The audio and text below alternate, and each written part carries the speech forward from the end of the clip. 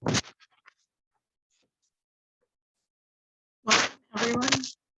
Thank you for joining us this evening for this presentation by our distinguished guest, Dr. Ross Thompson.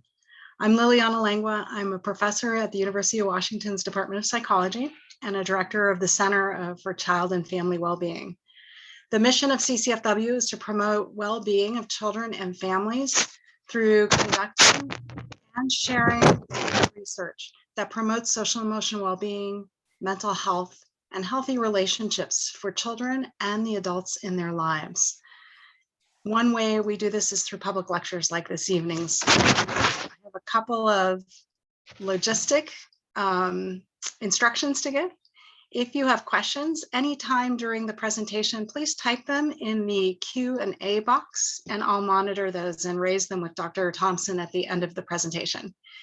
If you have any technical issues or other questions, logistic-like questions, you can use the chat for that and our team will be monitoring that.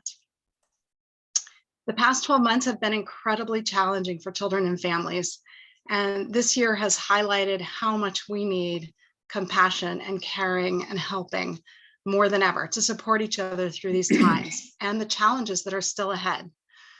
We invited Dr. Thompson over a year ago to give a presentation of his outstanding work, and we had no idea how long and challenging this year was going to be and how particularly relevant this topic would be 1 year later. We're incredibly fortunate to have this evening's presenter to share with us, and it's my distinct pleasure to introduce Dr. Thompson. He's a distinguished professor of psychology at the University of California, Davis, and the director of the Social Emotional Development Lab. He served as the past president of the board of directors of 0 to 3, a national nonprofit devoted to the healthy development of young children and their families. And he served on the committee to integrate science in early childhood development and the committee on the science of children birth to 8. He serves on the executive committee of the Center for Poverty Research at UC Davis and on the boards of several other nonprofits. His expertise and prolific research has ranged across topics such as early parent-child relationships, the development of emotion understanding and emotion regulation, conscience development, prosocial motivation, early moral development, and the growth of self-understanding in young children. Dr. Thompson's written several books on topics ranging from preventing child maltreatment, post-divorce families, infant mother attachment, and he's currently working on a book entitled Early Brain Development, the Media and Public Policy. This evening, he's sharing his work on children's developing, helping, sharing, and caring. And Dr. Thompson, I'll turn it over to you. Thank you, Lily. And thank you all for being here. The central question that I want to consider with you today is really what develops in the process of moral development. How do children become moral beings? You know, this question has been asked by developmental psychologists almost since the dawn of psychology. And their ideas have built upon traditions of moral philosophy that have predated them by centuries. And yet the question keeps presenting us anew. And one reason for that is because we persistently face social circumstances, raising new questions about moral development and how human beings become helping, sharing, and caring beings. And so it's not surprising that in the current era in which we live, in which we are grappling with questions of inequity and of polarization and of discrimination, that questions of moral development and what develops in the process of moral development get presented anew. But the other reason we keep returning to these challenging and perplexing questions is because of changes in the science and the ways in which the science gives us new perspectives on development that reframe traditional questions of moral development and sometimes offer new and interesting alternative views. And so today, I really have 3 goals for the comments that I want to offer to you. And the first is really to offer a new perspective on the development of helping, sharing, and caring that draws on new research about early childhood development, interestingly enough, and I think offers us a new way of thinking about the origins of moral development that ironically draws on some elements of ancient philosophy. I also want to try to identify some of the research from our own lab that contributes to this perspective and some of what we've learned from it. But then toward the end of my talk, I want to close with the fly in the ointment, some new discoveries about young children's social understanding that is raising fresh questions about not only how moral development occurs in young children, but also about the nature of moral development itself. And I want to close by previewing, I think, some of the cutting edge questions that, these new discoveries raise for us, and invite you to join me in thinking about them. So let me do what we do these days in Zoom calls and classes, and that is to share my screen with you and begin. Here we are.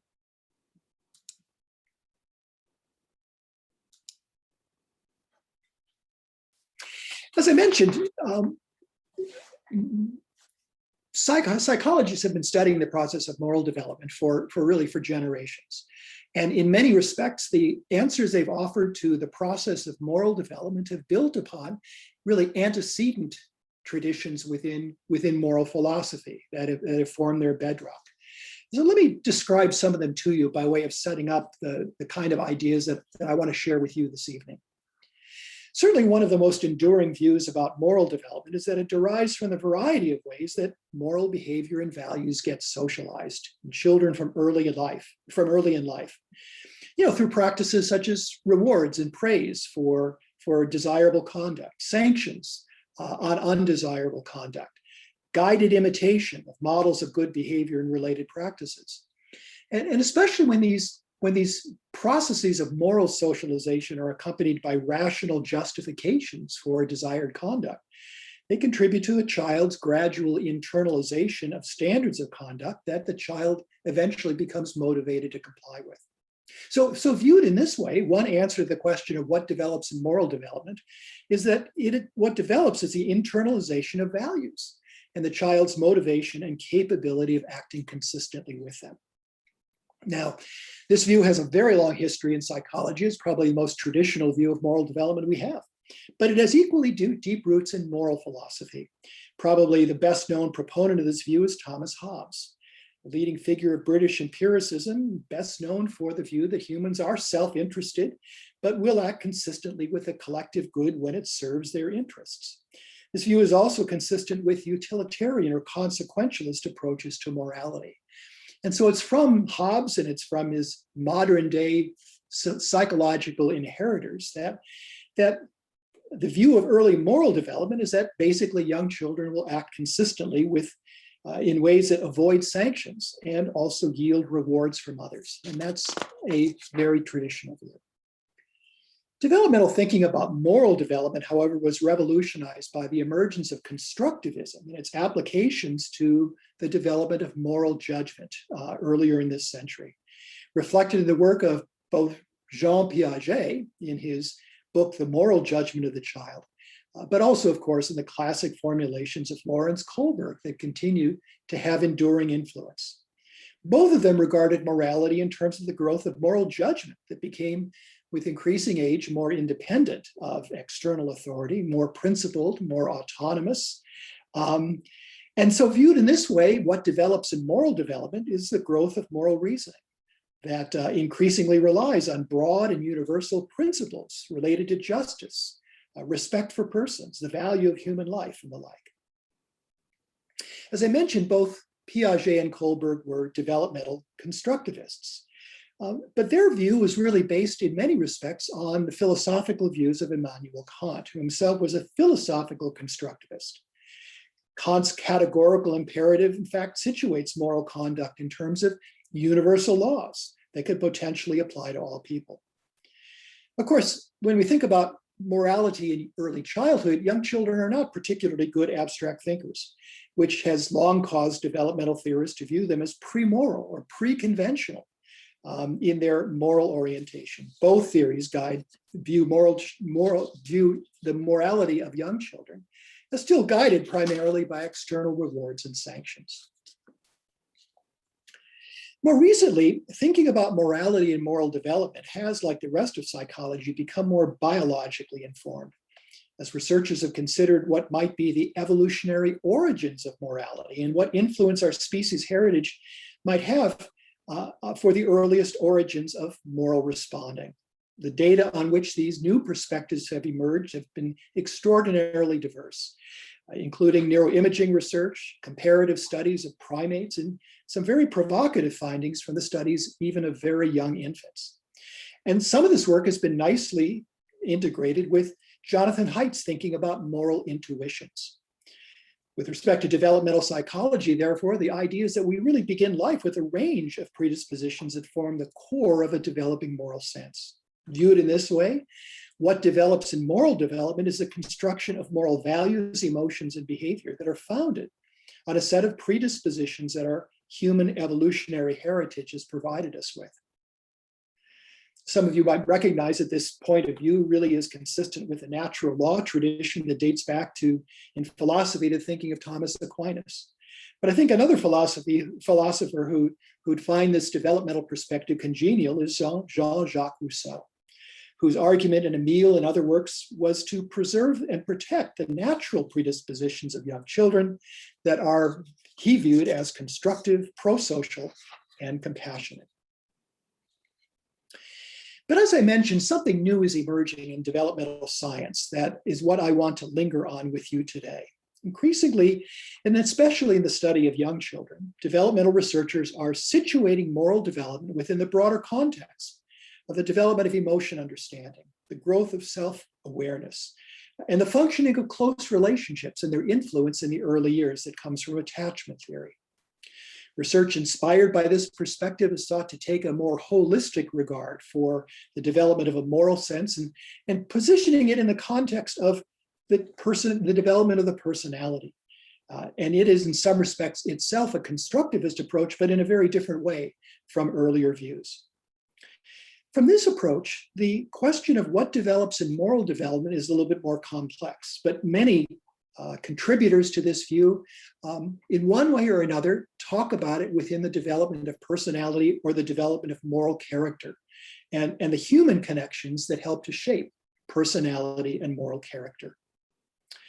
This approach has philosophical foundations too, interestingly enough, and I think probably most primarily in the thinking of Aristotle, and nowadays in the thinking of contemporary virtue ethicists. Which is attracting renewed attention, interestingly enough, in philosophy, as presenting a new way of thinking about moral growth. I know this because a number of years ago, I was asked to contribute to a volume entitled Cultivating Virtue, edited by a couple of philosophers who had been urged by their editors at Oxford University Press to, in addition to their philosophical contributors, perhaps consider adding contributions from a couple of people who actually study children's development, and I was one of them. So virtue ethics argues, of course, that moral conduct derives from virtuous character. And although in psychology, we don't usually talk about virtuous character, we do have a lot to say about the development of personality and moral dispositions. And that's really the basis for the developmental analysis that I want to offer to you today, and which I want to describe in light of new research on early childhood development, a surprising place to begin our consideration of moral development in light of what traditional theories have had to say about it. So to summarize, the new developmental perspective I'd like to profile for you today goes like this.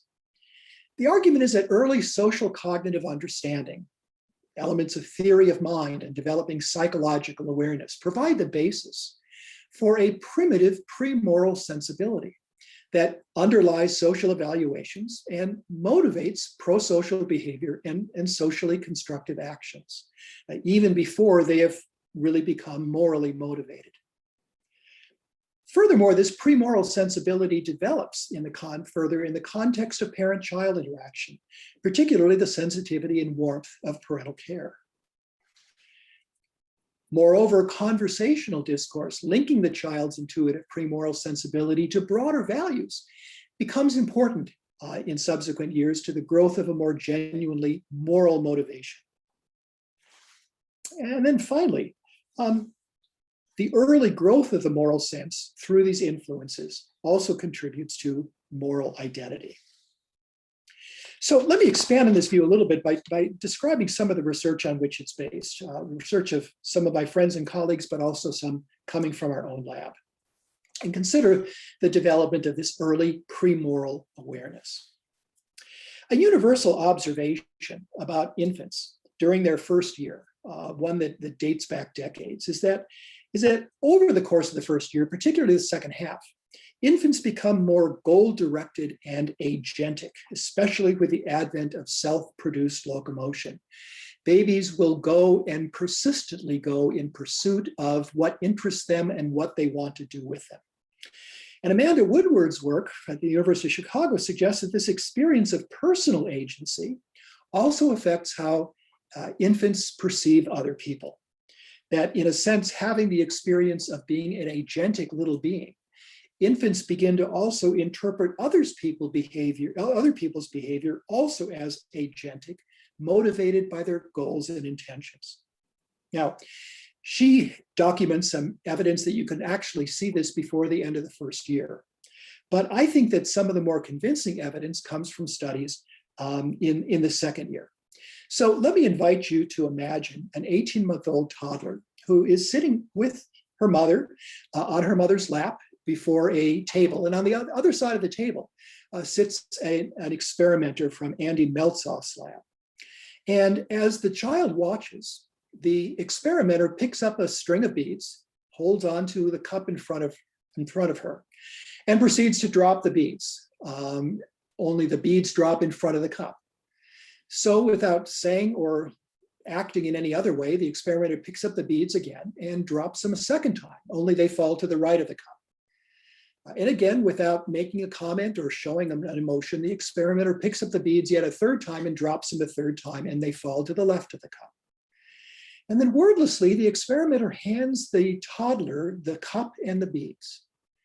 And what Meltzoff has shown is that most 18-month-olds, surprisingly the large majority of them, will readily dump the beads into the cup, performing the action that the adult experimenter apparently intended to do, but for some reason was incapable of accomplishing. And indeed, he shows that their performance of immediately dropping the beads into the cup is little different in frequency than those of another group of toddlers who simply watch the experimenter drop the beads into the cup for 3 times. And the question is the child imitating the adult's actions? In a formal sense, obviously not, because these toddlers are performing an action that is different in kind from what they'd observed the adults doing. But most of us recognize that what the child was in fact doing was imitating the adult's intentions, completing the intended action that for some reason the adult was incapable of doing. And what Meltzoff has also shown in ingenious studies is that this is an attribution of the adult's behavior that children attribute uniquely to human agency. If children have instead watched a mechanical arm holding up the beads and dropping them, they don't complete the intended action because there was no intention underlying the mechanical action. So by the middle of the second year, it appears, from this and many other studies, toddlers are responding to their perceptions of others' behavior in terms of its intentions, sometimes its implied intentions. This is not, it turns out, a uniquely human capability. Michael Tomasello has shown that primates, non-human primates, also develop an awareness of others' intentions because it helps them in their competition for food and other resources. But Tomasello has shown that non-human primates do not develop the next step. And the next step is a development of shared intentionality. Shared intentionality is a concept he's coined to describe the capacity for intersubjective participation in activity involving shared mental states. Um, Underlying that somewhat convoluted characterization is the idea simply that we do things with another based on a shared mental state. These can be shared goals, they can be shared emotions, or they can be a shared attentional focus. But whatever the shared mental state, it is motivating the behavior of one person toward another. And I've offered you some of the examples of shared intentionality that you can see as early as 9 months of age, in the way that a 9-month-old will point to an object to establish a shared attentional state with a caregiver with whom the child is sharing a discovery or a desire to have something brought to them. At somewhat older ages, you can see examples of shared intentionality in children's collaborative problem solving. Or their cooperative social play, which you can see in the 2nd and 3rd years. Shared intentionality is not something that you see in non-human primates. And to Tomasello, it is an absolutely signal accomplishment, not only of cultural evolution, but also of human development. And shared intentionality is morally relevant for at least 3 reasons. First of all, it can be the psychological foundation to instrumental helping, which is basically, in its simplest forms, entering into another's goals or intentions in order to retrieve a lost object, or to open a drawer or a cabinet for another person who's putting things away, or to assist another person in another way. That helping behavior is often, especially in its earliest manifestation, simply detecting what is necessary for another person to accomplish their goal, and then acting in a way to facilitate that goal state. And in the sharing of goals and the behavior that motivates it, you see shared intentionality. Now, the implication then is that a lot of the instrumental helping that we can see at this age, and that has been shown in experimental procedures, is not necessarily the result of rewards or expectations of reciprocity, but rather a derivative of a developing understanding of the goal of another person's behavior. It is also not necessarily governed by altruistic motives. In the research that we've done with procedures involving instrumental helping in kids of this age, you sometimes in some kids detect a kind of a game-like quality. That is, what can I do to this inept or to this person who seems to lose things? But it is prosocial, and it's one of the moral dimensions resulting from shared intentionality. A second moral implication of shared intentionality is even more interesting, and it has to do with how children respond to helpers and hinderers.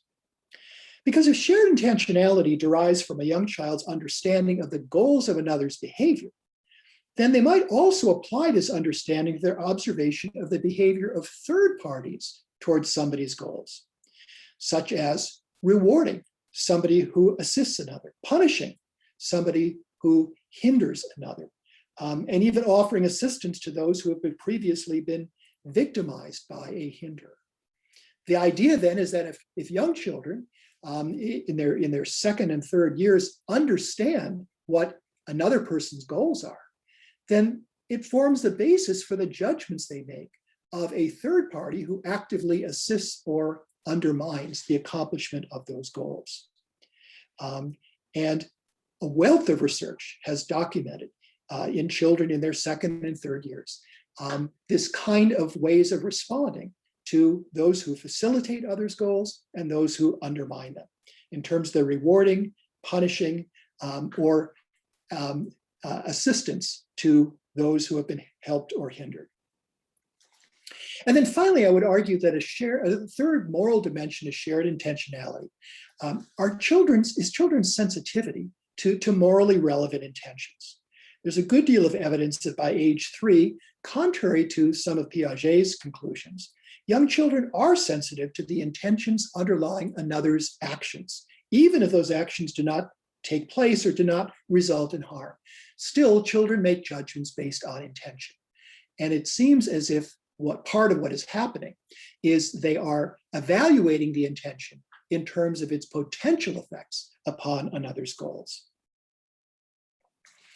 Now, by the time children are reaching their 4th year, we are beginning to see pretty tangible evidence of how these judgments are resulting in evaluations and responses to people who are helping, hindering, assisting, cooperating, and otherwise acting in relation to others' goals in ways that children themselves, and we also, might regard as judgments of fairness. Let me describe one of these studies to you by a colleague named Baumert and his colleagues that was published in Developmental Psychology in 2012.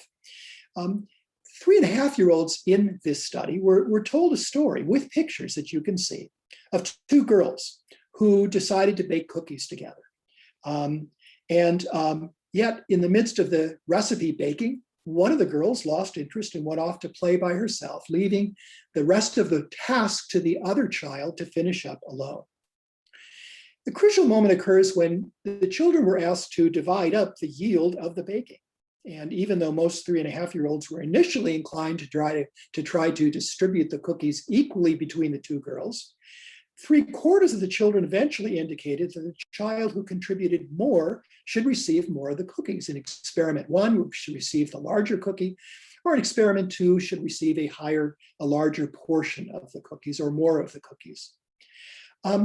This distribution of rewards did not apply to rewards that were unrelated to their relative efforts. So in pretest 2, for example, the children were not more inclined to give the larger gift to the one who'd done the baking, suggesting that children's understanding of others' goals is a conceptual foundation to using those goal states either as helpful or as unhelpful actions in order to make intuitive social judgments based on the effects of one's behavior on that other person's goals. So I want to argue that in the development of a premoral sensibility, this awareness that emerges early and begins flourishing in the very early years of others being motivated by goals and intentions really does have important moral dimensions to it that result in intuitive judgments of other people's behavior. Now, there's a second conceptual contribution to the development of this premoral awareness, and that has to do with emotion understanding. Emotions are an important entree into the psychological experience of another person. They're one of the most important ways that young children have of getting a glimpse into what another person is motivated by or is reacting to in relation to events. And indeed, from very early on, we're talking about within the first 6 months, children are already recognizing, identifying distinct emotions and categorizing them according to valence. By the second or third years, moreover, children are now connecting emotions with other underlying mental states. They're recognizing, for example, the subjectivity of emotions, but they're also making the connections between emotions and desires that have been fulfilled or unfulfilled, goals that have been accomplished or left unaccomplished, evaluations, positive or negative, that people make of other people or that they make of situations. And at somewhat later ages, the connection, they begin to understand the connection between emotions and other people's expectations and beliefs. It's not surprising that emotion should be such a powerful element of children's social understanding, because not only are emotions an important entree into the psychological experience of another person, but they are also building upon a capacity for early resonant or empathic responding to the sight or sound of another's emotion. So emotional sensitivity has a visceral contribution, as well as an important social cognitive dimension as well. But the caveat here, and this is a really important one, is that others' negative emotions especially are conceptually and motivationally complex events for young children. Understanding the reasons that another person is feeling sad or angry or distressed is quite challenging for young children. And when they're experiencing a resonant empathic response to another person, it can be manifested in incongruous behaviors like laughing or even provoking the distressed person further, as well as or instead of helping behavior. So adult guidance is really necessary to help children both understand others' emotional expressions, but also to enlist them into constructive social responding. In our lab at UC Davis, we spent a lot of time looking at and studying the emotion-related conversations that go on between young children and their adults, recognizing how much these conversations, simple as they are, provide a conceptual scaffold for young children to be able to not only make sense out of another's emotional experience, but at times to make sense out of their own experience, to develop skills of emotion regulation, and as an important consequence of these conversations, to also develop a sense of being understood by those who care for them. Let me show you one of these conversations that took place between a 5-year-old and his mother. In this case, the prompt we'd offered is for the two of them to recall together a recent experience in which the child had experienced some kind of negative emotion. And it turns out the story that they're recalling together is one that actually occurred the day before when he was playing a video game with his friend. He got a sense that his friend were using their avatars to gang up on his, and in a peak of anger, he turned off the game entirely. And as the story is being related together, the mother responds, "You didn't like that he was bouncing your guy off the game, and that made you really mad." Later on, the mother says, "You know, it's hard when you're feeling so angry. You're going, he's bouncing my guy off there, right?" And as you can see, the child himself is feeling some of that emotion. The mother also probes for more information from the child. How did other kids feel when you turned off the game? Did they want to play more? And then, as is often valuable and true of these conversations, especially when they are elaborated by the adult, the mother goes on to say, "You know, after you stopped the game, the other kids said Joey wasn't really doing so bad. You thought you were losing, but you weren't." And before the end of the conversation is done, she actually asks him, "You know, I wonder what you could do differently if something like this happens again." Because emotions involved in another are such complex events, therefore, the supportive guidance of a sensitive adult, an attachment figure, is helpful and important in enabling young children to sort through what another person is feeling and why. And the support is important not just in early childhood, as emotion concepts are initially being fleshed out conceptually, but really continue to be important through adolescence. They not only help children understand the causes and consequences of others' emotions, but also help them understand their own feelings, as happened in this conversation, and how to manage them. And as this picture in the narration suggests, I'm sure you've recognized, that it's not just specifically what is said, but how it is said that's important. That you see evidence here is, as we have found in some of the most emotionally constructive conversations, of maternal validation of the child's own reports of their experience and understanding, as well as elaboration, providing something value added to the child's own understanding of what took place, such as requesting alternative problem-solving strategies. When we take together then rapidly developing emotion understanding combined with rapidly developing understanding of the goals, structure of others' behavior and its implications for social interaction, we do find evidence that these together begin to help provoke early moral development, or as it's often studied, early conscience development. Let me offer an example of a study from our lab in which we think this is demonstrated. In this particular study, we were interested in understanding some of the early predictors of individual differences in conscience development where children were age 3. To some of us, it might seem really surprising that we might be thinking about measuring conscience in children at such a young age. But in fact, the provocative work from the lab of Grażyna Kochanska at the University of Iowa has shown that conscience not only is apparent in children this young, indeed as young as age 2.5, but there are valid ways of being able to measure these, which we borrowed from her work. Fortunately for this sample, we had also seen them in our lab 6 months later. And at age 2.5, mothers and children were observed together during structured conflict episodes we created in the lab. Now, this is one of the ways that it's both the creativity and the perniciousness of developmental science that gets demonstrated. We ended up ushering the mother and the child into a very, very attractive playroom full of all sorts of nice age-appropriate toys for the child. We gave the child no more than 5 to 7 minutes to play with the toys, and the mother was instructed to guide the child in returning those toys to specific color-coded bins in order to transition to the next activity. And if you do not think that that resulted in conflict episodes between mothers and their 2.5-year-olds, it's been a long time since you've seen children of this age. We transcribed and then coded those conversations according to several dimensions that we expected to creep up in their interactions with each other.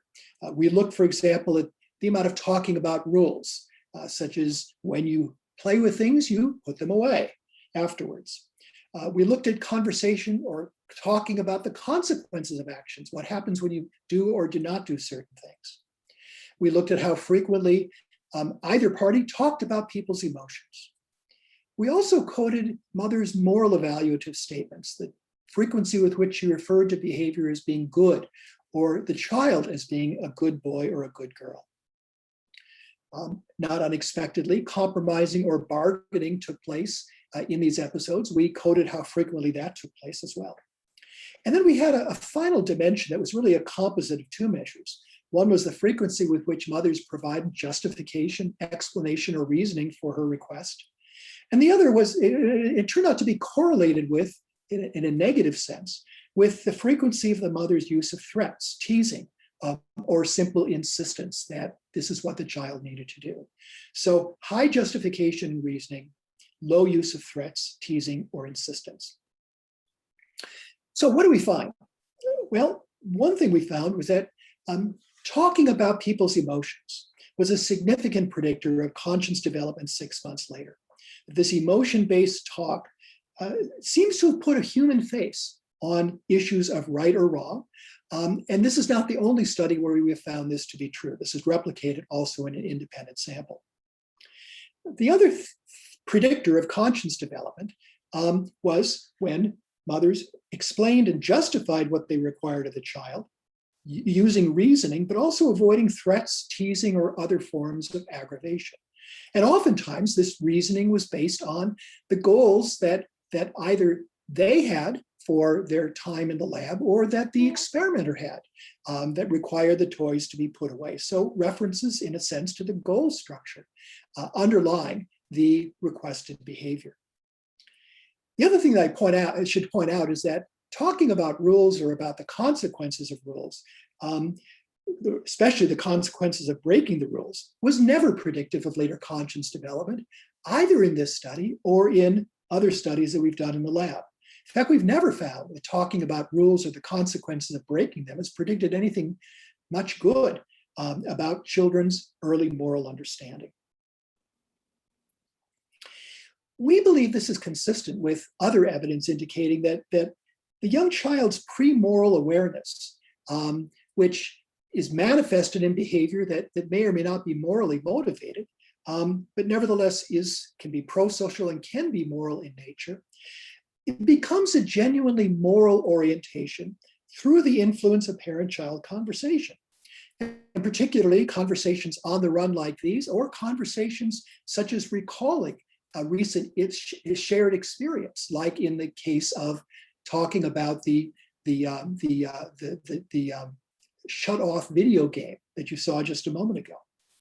And particularly in conversations like these, when the parents use elements of the child's premoral sensibility to provide the basis for helping the child understand morally desirable conduct.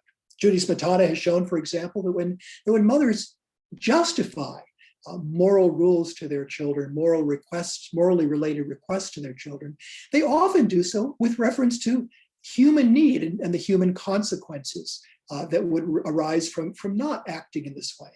By contrast with the justifications mothers offer social conventional rules in which human need is rarely invoked. Usually the justification has more to do with maintaining social order.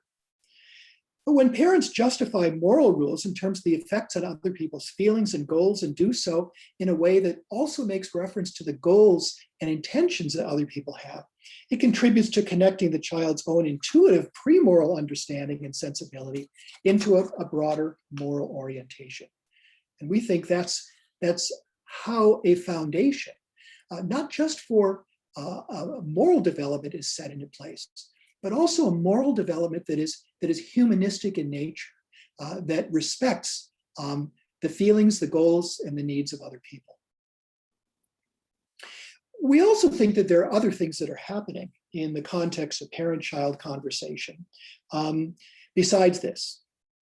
We know, for example, that conversations like these are also shaping the development of autobiographical memory. And in fact, in a series of studies that Robin Fivush and her colleagues and others have done, it's very clear that the narrative structure and the logical sequence by which mothers help to retell shared experiences with the child not only improve the memory retention of autobiographical events for children at ages 4 and 5 and older, but also helps to re-represent those events, especially when mothers add information to establish the logical flow of events or to provide children with more information. So that over time, shared retelling like this, particularly involving the kind of emotional language and understanding of others' goals that children are already using to interpret others' behavior, contributes to how children are also understanding themselves as moral agents and help to create the personal narratives that children and adolescents tell about themselves and the moral themes that lace into those narratives.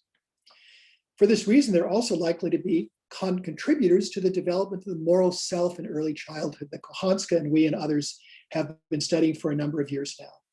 We know that by age 4 or 5, children begin to think about themselves in moral terms, not within a virtue theory context, but in more simple ways as people who try to do the right thing, who attempt to make amends when harming another, who experience moral emotions like feeling badly after wrongdoing and the like. And children vary in the extent to which they have developed a sophisticated moral sense by age 5. And it's likely that these conversations that shape autobiographical memory are also developing children's sense of themselves as those who act consistently with these kinds of moral values, who are the ones who try to do the right thing. And indeed, it's possible that this moral sense helps develop into the broader moral identity that many researchers have been studying in adolescence and adulthood. Moral identity being the extent to which being a moral person is important to an individual's personal identity. Now, I've been focusing on conversations with very young children because that's really what I do. By the time we get to the age of the young man in this episode, or a year later, we're getting to the maximum age that we typically accommodate in our lab. But my colleague Dan Lapsley at University of Notre Dame is the one who has convinced me and shown in some of the research that he and others have done that these conversations remain important as children get older. They grow in sophistication and scope, of course, and they involve much more complex issues. But they do provide a critical forum for the development of how children think about the events and the experiences of their lives, particularly those involving hard decisions or difficult dilemmas, and the extent to which children represent these issues in morally relevant terms or in other ways. And Lapsley and others have argued that as a consequence of these kinds of conversations, children are likely to develop chronically accessible, easily primed, and readily activated moral schemas that cause them to appraise everyday situations in morally relevant ways and which guide their conduct accordingly.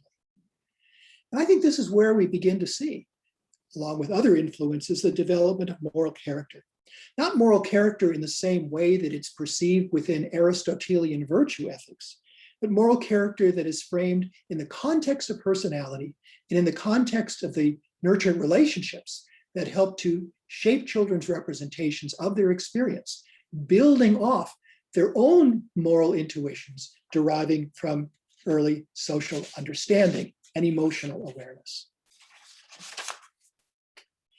Well, let me describe further just a little bit of the kind of research that we've been doing in our lab that has contributed to this perspective and has added to my conviction that, that traditional views of early childhood miss the fact that some of the important foundations for a developing premoral sensibility, and some very important foundations for moral character are really taking place. And some of the research that we've done is really focused on, as I mentioned earlier, the kinds of demonstrations, the kinds of research focused on individual differences in helping, sharing, and caring in early childhood. To profile some of this work, let me show you a clip from an excerpt from some of our research sessions.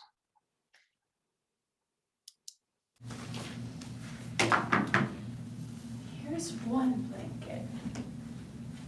Okay. Here's the other one. Oh.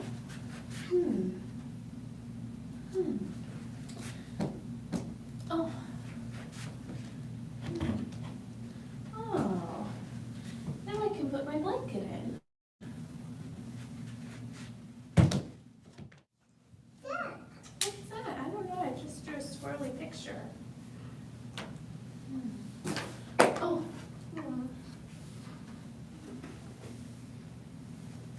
Oh, okay. Now I can do more.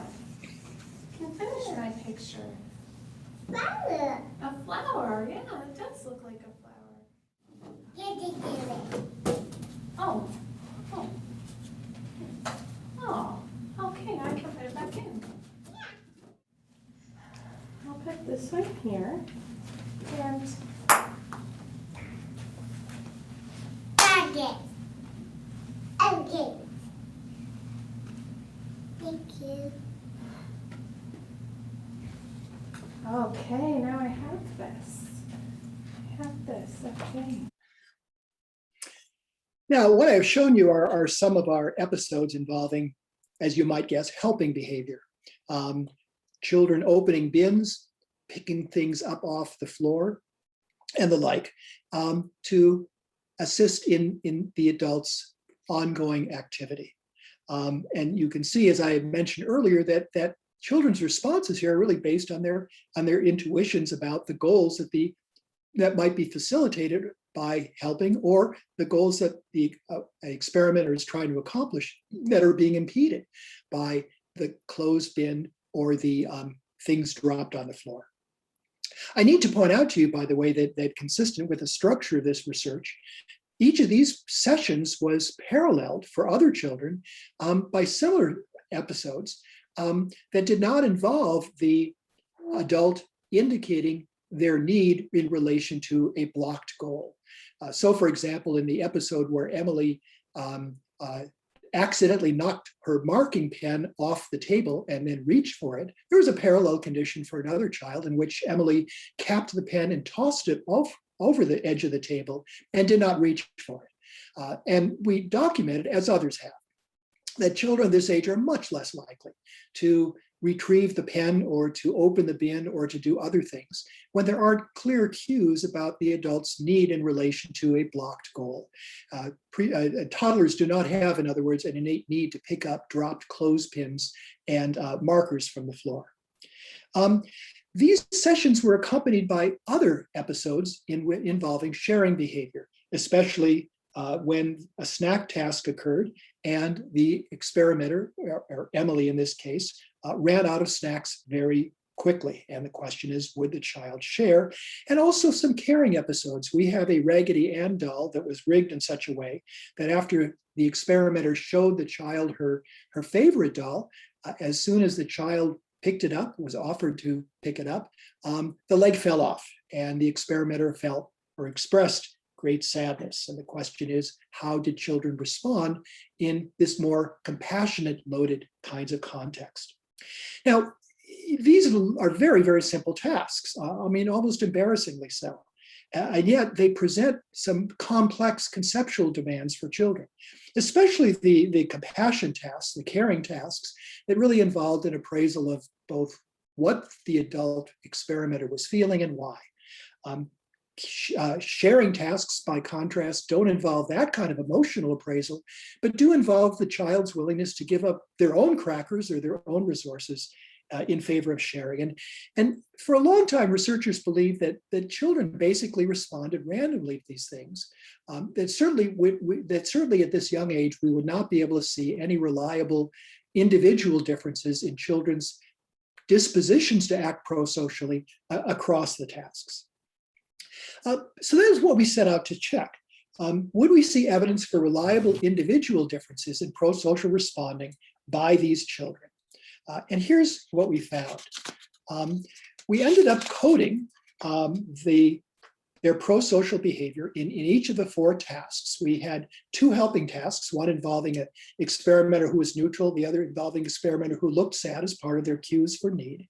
And then we submitted these to a latent profile analysis, which is basically a person-centered analysis that looks for empirically derived groups of kids who are similar on important variables. And what the cluster algorithm basically revealed for us was that there were 3 groups of toddlers who were really distinguished by their frequency of helping, at least for key tasks. So we have a low group of children who responded really very little on all of these tasks. We've got a medium group who in general were significantly higher in prosocial responding. And then we've got a third group we called frequent helpers. And these are the ones who showed a lot of helping behavior, but were much more cautious or hesitant with respect to the sharing and empathy tasks or caring tasks. We were interested, consistent with the degree to which emotion figures into these behaviors of deciding to help or not, in evaluating children's emotional responses to the experimenter in each of these kinds of tasks. So independently of whether toddlers helped or not, we also had other research assistants coding the extent of sympathetic concern that we could observe, reflected in approaching the experimenter with a sober or sad expression, making concerning vocalizations, sometimes asking questions about what was wrong, versus the child showing their own personal distress, which is reflected in withdrawing from the experimenter, sometimes whimpering by themselves, and so forth. And what we found once we had done this coding was that there was the expected association between the extent to which children showed personal distress and their amount of prosocial behavior, this time aggregating across the 4 prosocial tasks, and conversely, the extent of sympathetic concern they showed toward the adult and the frequency of their prosocial initiatives. To summarize, toddlers who are the most prosocial showed the greatest sympathetic concern, the lowest personal distress, whereas those who helped the least showed the greatest personal distress. But above all, these are children who are showing some modest degrees of consistency across different tasks, suggesting the beginning emergence of individual differences in prosocial motivation. We also examined other influences that might help to account for toddlers' prosocial behavior. And in particular, we looked at 2 things, consistent with the conceptual schema that I've outlined for you. For one thing, we looked at individual differences in the mother's sensitivity toward her child. We did this by observing the mother and child in a separate situation where they played together in an unstructured way. And we simply coded maternal sensitivity using some measures from the NICHD study of early childcare and youth development in order to identify these differences. We also looked at the mother's use of mental state language during a book reading task, in which we constructed storybooks with evocative pictures, but no narration to them, so that mothers in essentially reading the book to their child had to fill in the information, fill in the story as such. And what we ended up coding was the frequency with which mothers used mental state language in her narration, particularly her use of emotion terms. And without overwhelming you with the statistics involved in the regression analysis we use to predict differences in prosocial behavior, what we found, to interpret this figure for you, was that what it was that maternal sensitivity and her use of mental state language was together capable of distinguishing those children who were medium level helpers from those who were infrequent or low levels of helpers. That is, mothers who exhibited high maternal sensitivity, and or those who used a lot of mental state language in their storybook narration, especially emotion terms, were more likely to have children who were acting prosocially compared to not. We also found that the distinction between those who were frequent helpers and those who were low in their prosocial behavior was predicted by an interaction between maternal sensitivity and mental state language. And without showing you the figure that illustrates that, I will simply say that mothers who were sensitive were more likely to have children who were frequent helpers. If mothers were not sensitive, then children were more likely to be frequent helpers if their mothers used a lot of mental state language. So one or the other way helped to predict children being more frequent helpers. Now, the variables I'm talking about and the kinds of approach that we've taken might cause some of you to think that some of our reasoning here is being motivated by attachment theory. Indeed, some of these variables are exactly the ones that interest attachment researchers. And if this was your thought, you would be exactly on target. Because in a lot of our other research that I'm not reporting to you today, we've been very interested in the association between early moral development and attachment relationships.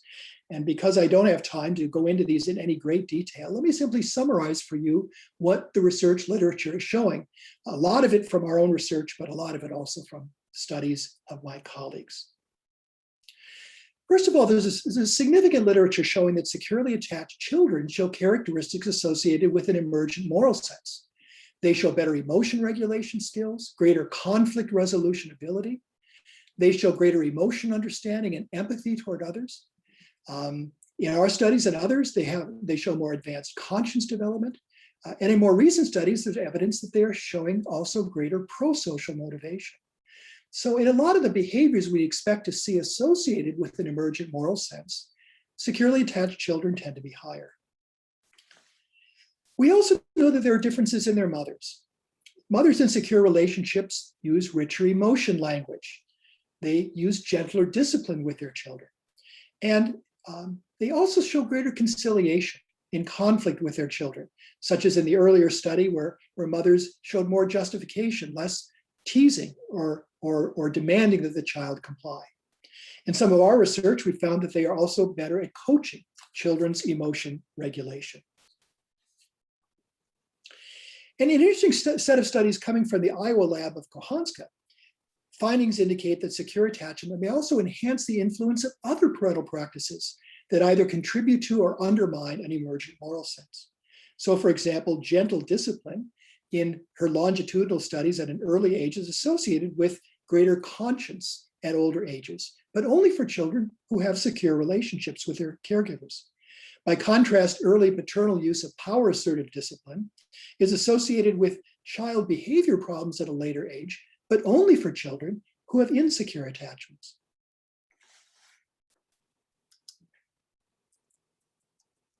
So in sum, attachment theory also contributes to this formulation by underscoring the constructive early emotional and relational basis to a developing premoral sensibility. And I want to underscore the constructive early basis, because by contrast with the traditional moral development theories that I profiled right at the outset, the view of early relationships and their role in moral development is much, much different. In the case of this formulation, inspired in part by attachment theory, it's the mutual cooperation and the warmth of a parent-child relationship that contributes to emergent moral sensibility. by contrast with traditional theories that portray the parent as an authority figure or as affecting moral development through punitive practices. Likewise, the emotions that are involved in this developing moral sense are sensitivity to others' feelings, as opposed to traditional moral development theories that really focus very much on the child's own experience of guilt or shame in response to moral violations. The bottom line is that I think that early moral development based on this premoral sensibility is not only not pre-conventional, as Kohlberg portrayed it, but really draws on rapidly developing emotional sensitivity and children's human connections to others, coupled with their rapidly developing understanding of the importance of others' goals and intentions and the effects of others' behavior on them. Now, I'm close to wrapping up, but I promised you that I would identify for you a fly in the ointment, some recent findings that are really beginning to cause me to take another look at this picture of moral growth, and indeed to ask questions about the nature of moral development theory in general. So if you'll beg my pardon, if you'll excuse me for going over time, let me just quickly describe this fly in the ointment. As attachment theory argues, and indeed, as we know from other sources, humans are an uber social species. We are highly social because as a species, we never lived by ourselves, and social skills have always been critical to our survival and our fruitfulness as a species. And it's part of being an uber social species. People use social categories to help them navigate the social world by allowing them to reason about early behavior, thoughts, and reactions of people according to their group membership. If you're meeting new people and you don't know anything about them, to understand or to characterize what social category they belong to can significantly facilitate your successful social transactions. So important is this that it appears that the tendency to create and use social categories is baked into who we are. It certainly emerges early. Even in the first year, infants begin differentiating among people according to social categories, like race and gender. There's evidence even that children distinguish among people categorically according to the language they speak and even their accent. It is not that only that children make these categorical distinctions, but that they expect people who share these characteristics, race, gender, language, to be alike in other ways, such as the food that they like and who they interact with. More significantly, infants also prefer people who have the same characteristics that they do, preferring to look at them, being more likely to imitate them, and turning to them to learn new information. And familiarity seems to be the reason for these social category preferences. Now, to be clear, infants prefer to look at same race faces and speakers who speak the child's language. But in contrast to what I just told you, they also prefer to look at female faces in general. And this seems to reflect the familiarity preference, since female faces are the more likely the ones to be that they are seeing in a caregiving context. And likewise, preference for same race faces is diminished when infants live in multicultural contexts. A point that I'll come back to in just a moment. To take the story further, between ages 3 and 6, children show a strong in-group preference as they increasingly perceive themselves not just as individuals, but as group members. In a number of studies, researchers have shown that they prefer in-group over out-group members. They expect in-group members to follow shared rules and have moral obligations toward each other. They expect them to help and share with each other. And they can also acquire negative beliefs about the out-group, even when group membership is arbitrary, such as when children enter the lab as a group, half of them are dressed in one color t-shirt and half of them are dressed in another color t-shirt. The groups have been made completely arbitrary, but children almost immediately begin acting in an in-group, out-group fashion. There are lots of reasons that we're speculating that children have this strong tendency to create social categories and to make social preferences. They seem to believe that social groups are a natural characteristic of human beings in the same ways that certain animal species are furry and roar and other animal species do not. And they rapidly develop essentialist beliefs about these groups, seeing in many cases like gender, that thinking that these differences between these groups are inherent in who they are, that they're unlikely to change, and that they are intrinsic to the nature of their group membership. But it does extend to the moral sphere. Let me introduce you then to two groups of children, the flirps and the zazzes. And in a study conducted by Kayam and Rhodes, published just last year, children were acquainted with these groups, and then were told the following: it is good for kids to wug each other. Kids should wug other kids, and it's really good if they do so. And even if teachers in school say that you don't have to wug somebody, you still should, no matter what. Subsequently, they're given the following scenario. Here's a flirp on the playground. This flirp wugged somebody. Who did the flirp wug? Did the flirp wug another flirp, or did the flirp wug a zazz? And in a different condition with a different group of kids, the scenario goes like this. It's really bad for kids to dax each other. Kids shouldn't dax other kids, and it's really bad if they do. And even if the teachers in school say you can dax somebody, you really shouldn't, no matter what. And then they're presented with this scenario. Here's a zazz on the playground. This zazz daxed somebody. Who did the zazz dax? Did the zazz dax another zazz? Or did the zazz dax a flirp? The 4 and 5-year-olds who heard these scenarios were then asked to answer the question. And here in a nutshell is what these researchers found. In short, where the stories, such as the stories that I've read you, concern moral themes that either involve morally desirable conduct like wugging, or morally undesirable conduct like daxing, children were more likely to predict that group members would do morally positive behavior toward in-group members, and more morally negative or fewer morally negative behaviors toward in-group members. That is, positive behaviors would be differentially directed toward members of their own group. Negative behaviors would be differentially directed toward members of the opposite group.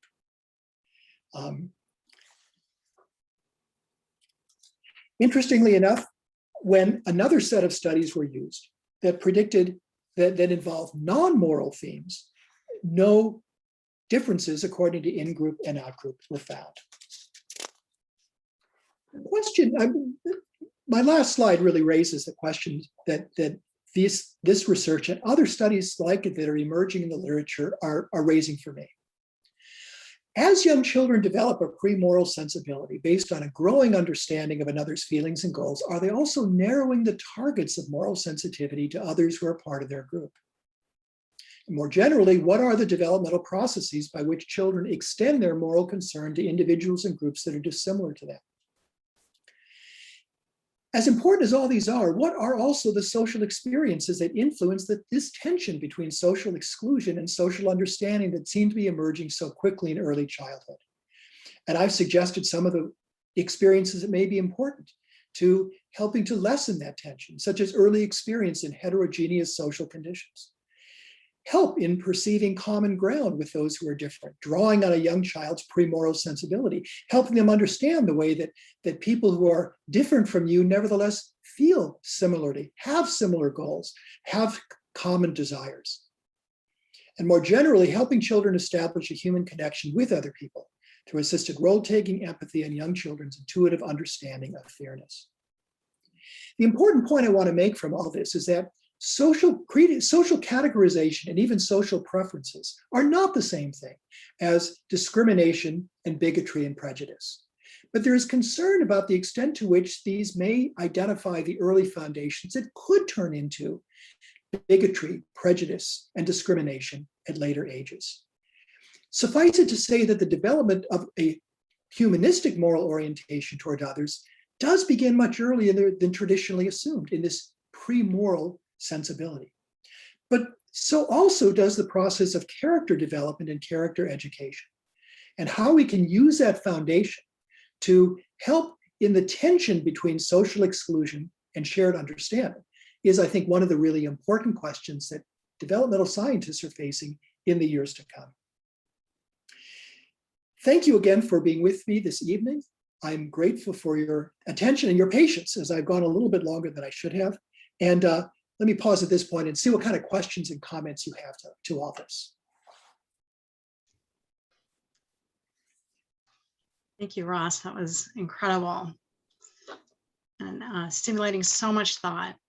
I would love to invite the audience to type in your questions in the Q&A box so that I can follow along. Ross, the last point you're raising raises so many questions for me. I have a couple that I wanted to start with, and I guess I'm going to fold them together and let you take it any way you want.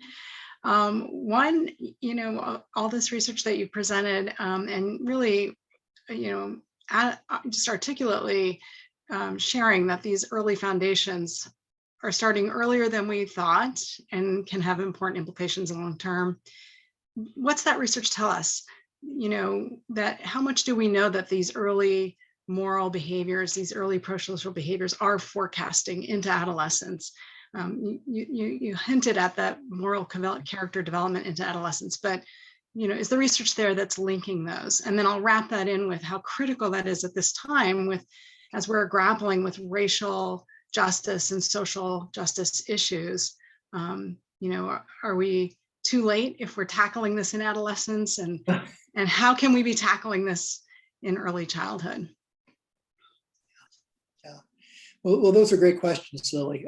Actually, those are about 3 or 4 great questions. So let me respond in this way.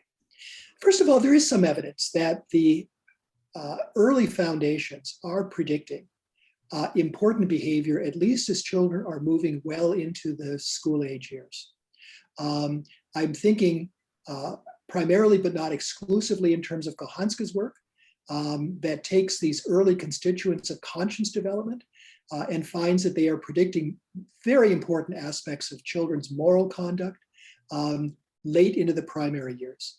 To my knowledge, we don't have research that extends all the way to adolescence, although she may be working on this in her own lab. She does these wonderful longitudinal studies, and that certainly is necessary.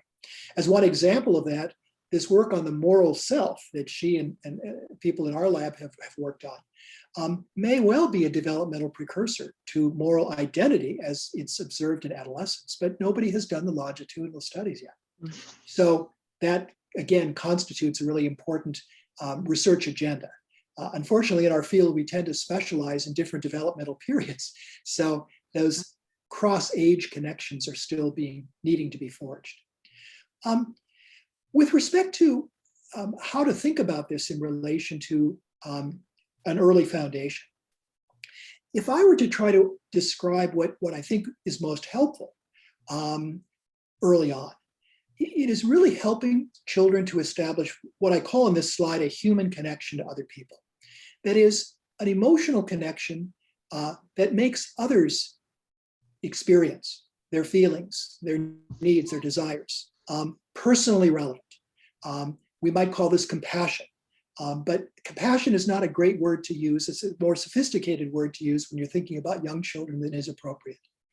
But there is a difference, I think, and I think we can observe this beginning in the early years between children who feel connected to others' experience, and it sometimes motivates prosocial behavior, and others who are disconnected from it. And some of the work at our lab has really been an effort to try to figure out what goes into that developing connection. And inspired, or at least motivated by attachment theory, I think part of what we're finding is that when kids are capable of feeling that others are connected to them in that compassionate way, it does make it more likely that they are able to extend that compassion to others.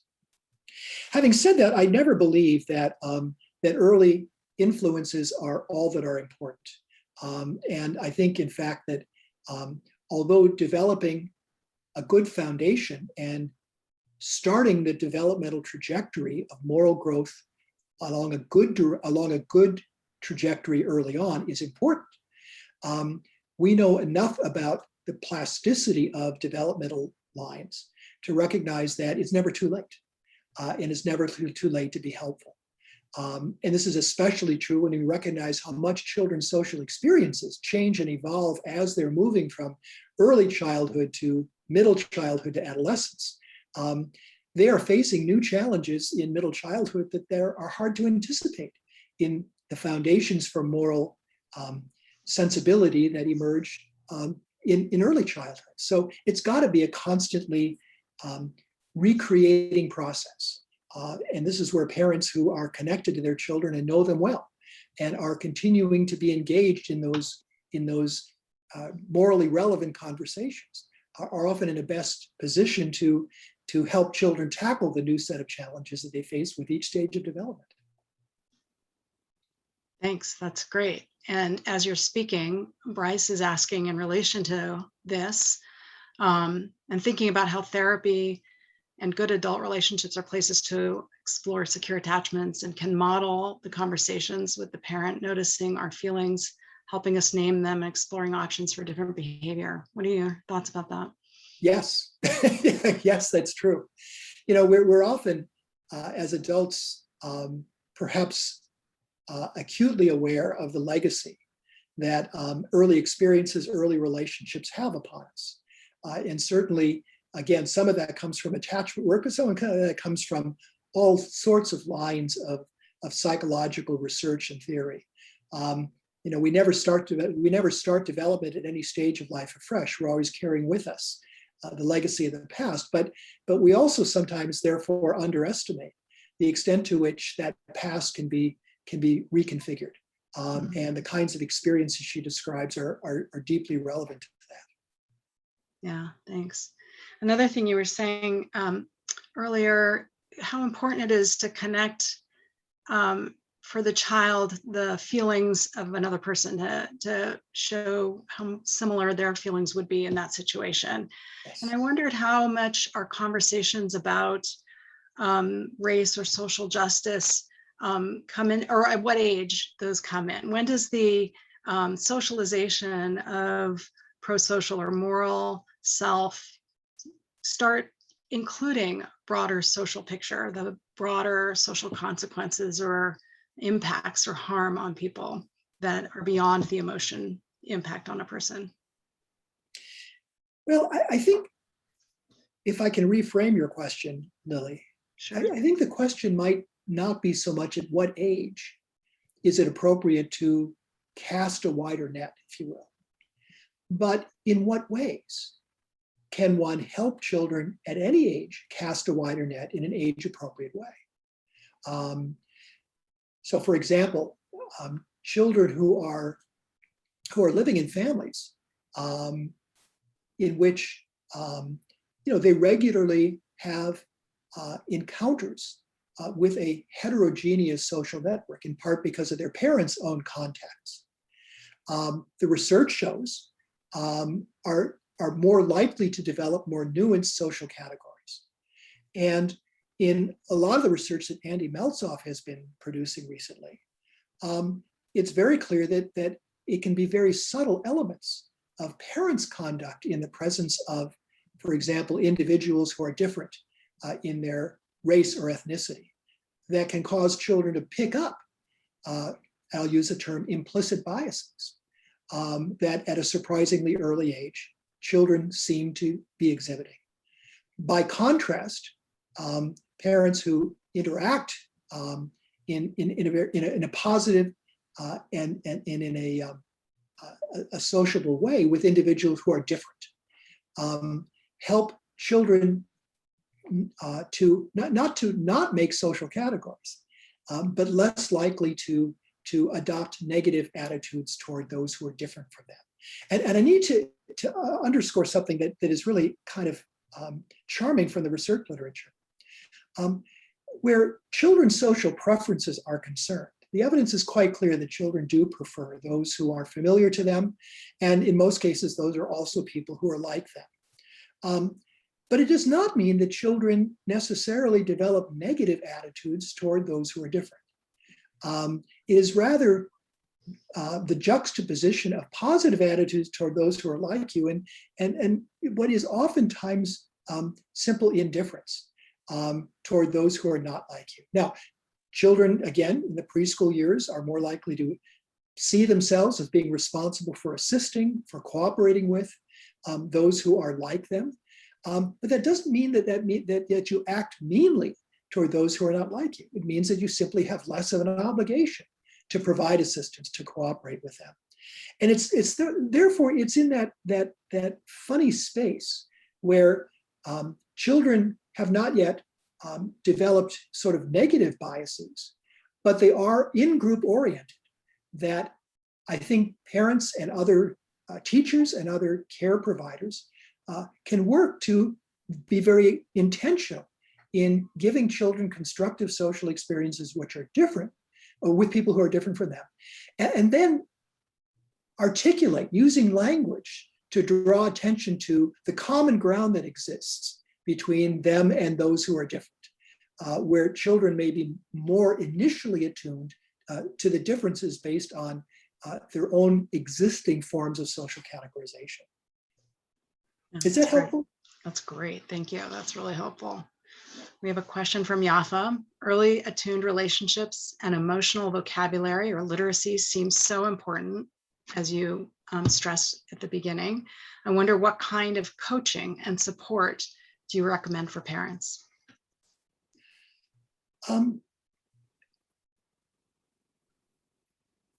I will disclaim right at the beginning that I am not a skilled or even experienced or even knowledgeable parent educator. So in what I'm saying, I will defer to anybody who has more experience and knowledge than I do. I do think, though, that where young children are concerned, the trouble that many parents have is just underestimating what young children are sensitive to.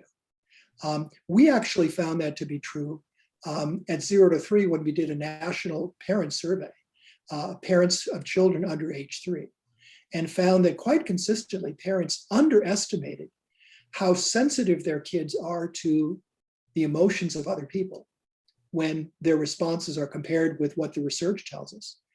And in contrast, they overestimated children's self-regulatory skills compared to what the research in developmental neuroscience tells us.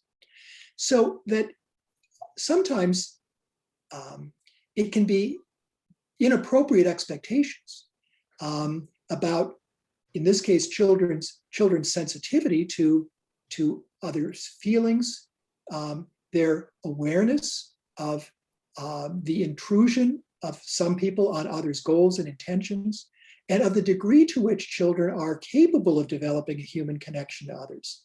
That is really where the obstacle lies.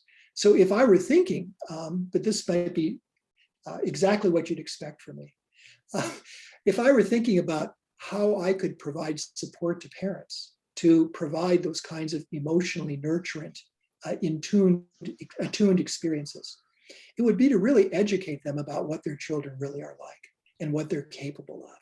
And I think with many parents that once the aha moment is over, that kind of insight can be very helpful.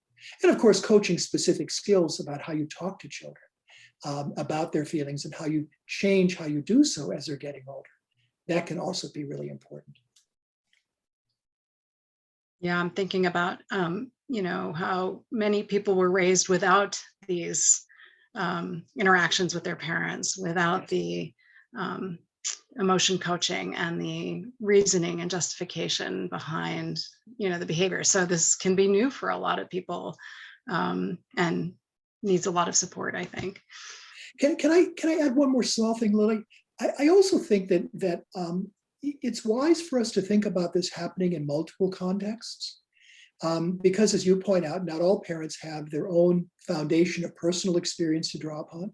We also know that many parents are simply overwhelmed, especially in this year of COVID-19 isolation and struggles of balancing your children's needs and work responsibilities and everything else, are simply overwhelmed. And that, of course, tends to blunt sensitivity to kids.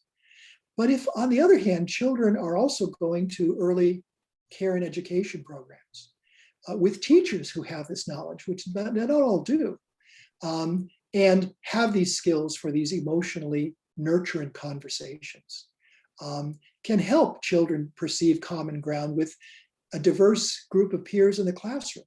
Then you simply added another layer of catalysts to early moral sensitivity that can benefit kids. Yeah, I love that you've added that layer of additional adults in the children's lives and those opportunities they present. And then I'm thinking about those adults in caregiving contexts, teachers and providers at child care centers who themselves are having the same stress this year. So I love that you contextualized that as well, because we're going to see them experiencing those same challenges as parents. Yes. Well, especially in the context of what I think we are going to, in retrospect, recognize are a whole host of unexpected mental health challenges that kids of various ages are presenting with in early care and education settings, in primary and secondary classrooms. And while as children are going back to school and to childcare, we are focused much more on the learning skills that have to be sometimes reconstituted and the catch-up learning that has to go on in the classroom. I really wish I was hearing more about the ways in which teachers and care providers are being equipped to be sensitive to, attuned to, and trained to respond to the kinds of mental health challenges that they're more likely to be surprised by. Yeah. A child whose capacities for self-regulation have been weakened by the fact that they have been at home all this time and basically doing learning in the context of online Zoom calls, may not at all be prepared for the richness and demands of the peer environment when they go to a classroom. And the ways that you'll know that is that they will act out. Yeah. And if a teacher is not sensitive to that, then they are going to see that acting out as bad behavior, not as a reflection of a child who is not prepared for the kinds of peer challenges or the kinds of learning challenges that they're suddenly having to be faced with again in the classroom. Indeed, definitely. I see that we're at time. We have one more question. So I want to give our audience permission to leave if you need to. We do have the slides afterwards that will be sent out to you along with a link to the recording. So thank you for joining us. But I thought if anyone wants to hang around for one more comment and question, Kathy added a thought. She says, thank you for this engaging information. I work with the Virtues Project, where naming a virtue enhances even young children's understanding and experience of compassion, courage, and kindness. It shows how language is empowering to both the child and the adult. It's inspiring to see your work fold into my own observations of children's character and moral development. How do you study such a program for its effectiveness? How can she evaluate the effectiveness of a Virtues Project? Right. Well, what I know from program evaluation research is that you start with what the program has been designed to accomplish. And that may require, in some cases, having to be much more specific about what those goals are than what may have accompanied the original design of the program. And if that's true in Kathy's program, in the Virtues Project, they're in good company. That's true of most programs, where we design them with fairly vague goals. But then when it comes to having to evaluate whether those goals have been accomplished, we need to be a lot clearer and a lot more specific. Once that happens, then it's really, you begin working on the nuts and bolts of, first of all, identifying measures, then identifying an evaluation design. And if you are going to be sophisticated about it, also thinking about what kind of comparison groups you have. But that's down the line. Sometimes the goals formulation and articulation can be the greatest challenge. Yeah, Good indeed. luck. Yeah, good luck, Kathy. Thank you. And thank you, Ross, for sharing your wisdom and your insights this evening. It's been really a great deep dive into how children are developing morally, and has given us a lot to think about as we go out and do our work. So I really appreciate you being here, and thank you to all who joined us this evening. Good night.